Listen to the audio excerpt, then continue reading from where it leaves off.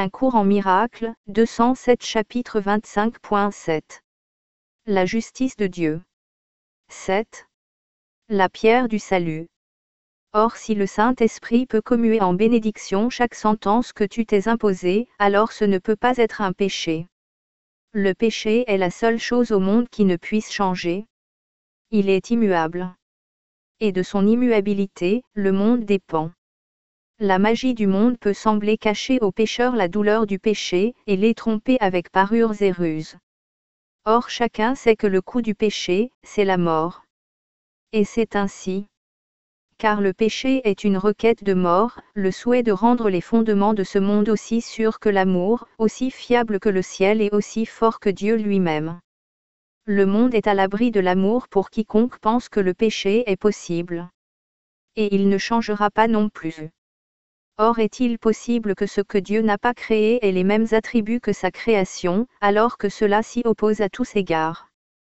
Ça ne peut pas être que le souhait de mort du pécheur est tout aussi fort que la volonté de vie de Dieu.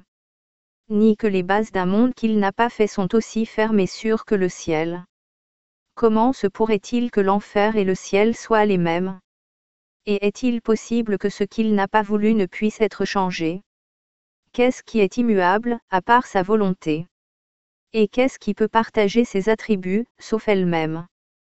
Quel souhait peut s'élever contre sa volonté, et être immuable?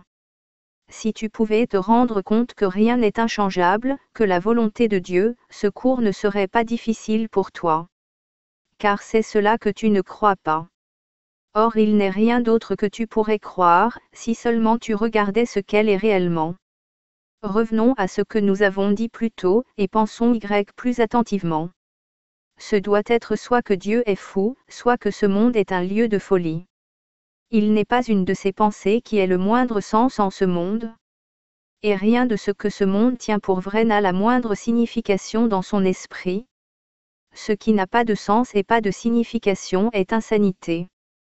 Et ce qui est folie ne peut pas être la vérité.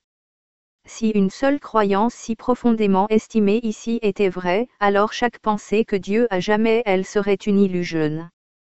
Et si une seule de ces pensées est vraie, alors toutes les croyances auxquelles le monde donne une signification sont fausses, et n'ont pas le moindre sens. Voilà le choix que tu fais. Ne tente pas de le voir différemment, ni de le tourner en quelque chose qu'il n'est pas. Car c'est la seule décision que tu puisses prendre. Le reste appartient à Dieu, et non à toi. Justifier une seule valeur que le monde soutient, c'est nier la santé d'esprit de ton Père et la tienne. Car Dieu et son Fils bien-aimé ne pensent pas différemment. Et c'est l'accord de leur pensée qui rend le Fils co-créateur avec l'Esprit dont la pensée l'a créé.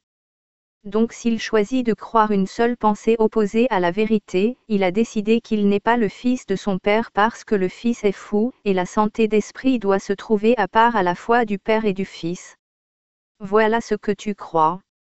Ne pense pas que cette croyance dépende de la forme qu'elle prend.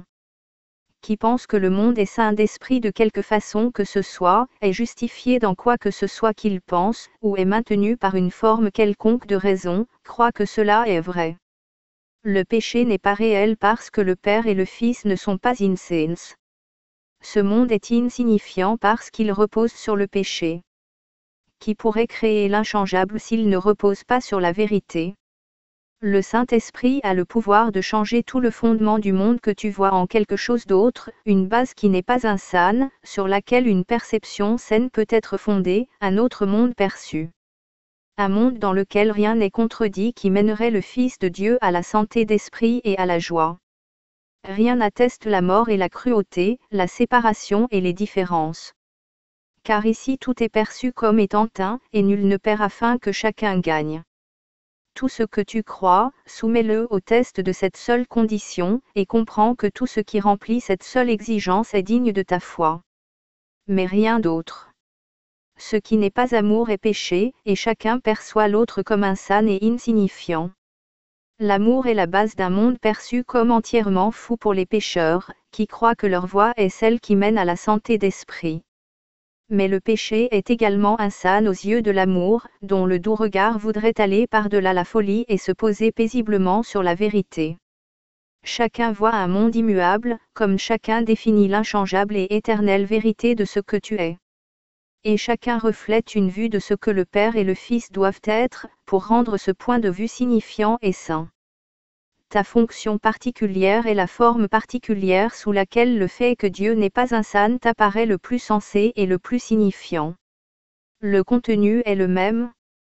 La forme est adaptée à tes besoins particuliers, aux temps et aux lieux particuliers dans lesquels tu penses te trouver, et où tu peux être libre du lieu et du temps, et de tout ce que tu crois devoir te limiter. Le Fils de Dieu ne peut pas être lié par le temps ni le lieu ni quoi que ce soit que Dieu n'a pas voulu. Or si sa volonté est vue comme folie, alors la forme de santé d'esprit qui la rend le plus acceptable à ceux qui sont insens requiert un choix particulier. Et ce choix ne peut pas non plus être fait par les insens, dont le problème est que leurs choix ne sont pas libres, ni guidés par la raison à la lumière du bon sens. Ce serait folie de confier le salut aux insens. Parce qu'il n'est pas fou, Dieu en a désigné un, aussi saint d'esprit que lui, pour faire s'élever un monde plus saint à la vue de quiconque a choisi l'insanité pour son salut. À celui-là est donné le choix de la forme qui lui convient le mieux, une forme qui n'attaquera pas le monde qu'il voit, mais y entrera tranquillement et lui montrera qu'il est fou. Celui-là ne fait qu'indiquer une alternative, une autre façon de regarder ce qu'il a vu auparavant et reconnaît comme le monde dans lequel il vit, et qu'auparavant il pensait comprendre.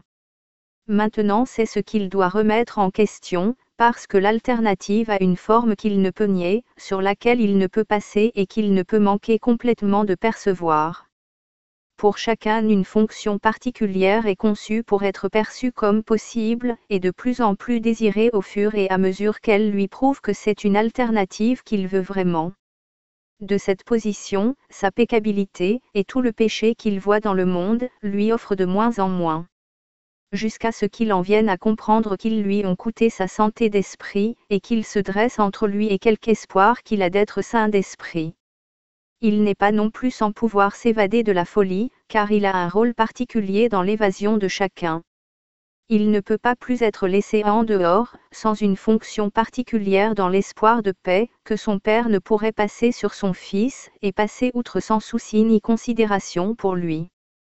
Qu'y a-t-il de fiable, sauf l'amour de Dieu? Et où demeure la santé d'esprit, sauf en lui? Celui qui parle pour lui peut te montrer cela, dans l'alternative qu'il a choisie pour toi particulièrement. C'est la volonté de Dieu que tu te souviennes de cela, et émerge ainsi du deuil le plus profond à la joie parfaite. Accepte la fonction qui t'a été assignée dans le propre plan de Dieu pour montrer à son Fils que l'enfer et le ciel sont différents, et non les mêmes. Et qu'au ciel ils sont tous les mêmes, sans les différences qui auraient fait un enfer du ciel et un ciel de l'enfer, si une telle insanité avait été possible. Toute la croyance voulant que quelqu'un perde ne fait que refléter le principe sous-jacent que Dieu doit être un san.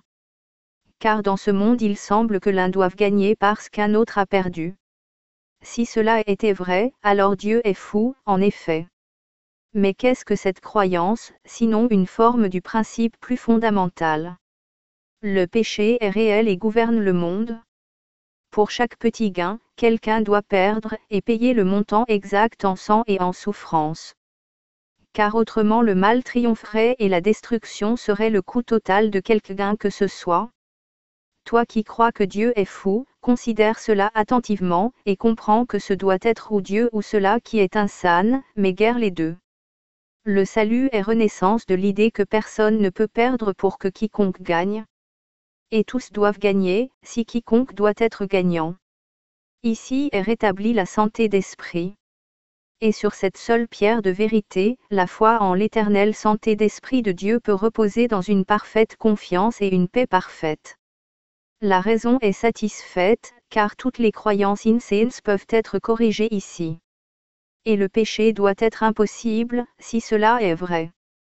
Voilà la pierre sur laquelle repose le salut, la position élevée d'où le Saint-Esprit donne une signification et une direction au plan dans lequel ta fonction particulière a un rôle. Car ici ta fonction particulière est rendue entière, parce qu'elle partage la fonction du tout. Rappelle-toi que toute tentation n'est que ceci, une folle croyance voulant que l'insanité de Dieu te rendrait saint d'esprit et te donnerait ce que tu veux, que soit Dieu, soit toi, doit perdre contre la folie, parce que vos buts ne peuvent pas être réconciliés. La mort exige la vie, mais la vie n'est pas maintenue à n'importe quel prix. Nul ne peut souffrir pour que la volonté de Dieu soit accomplie. Le salut est sa volonté parce que tu la partages. Pas pour toi seul, mais pour le soi qui est le Fils de Dieu. Il ne peut pas perdre, car s'il le pouvait la perte serait celle de son Père, et en lui nulle perte n'est possible. Et cela est saint parce que c'est la vérité.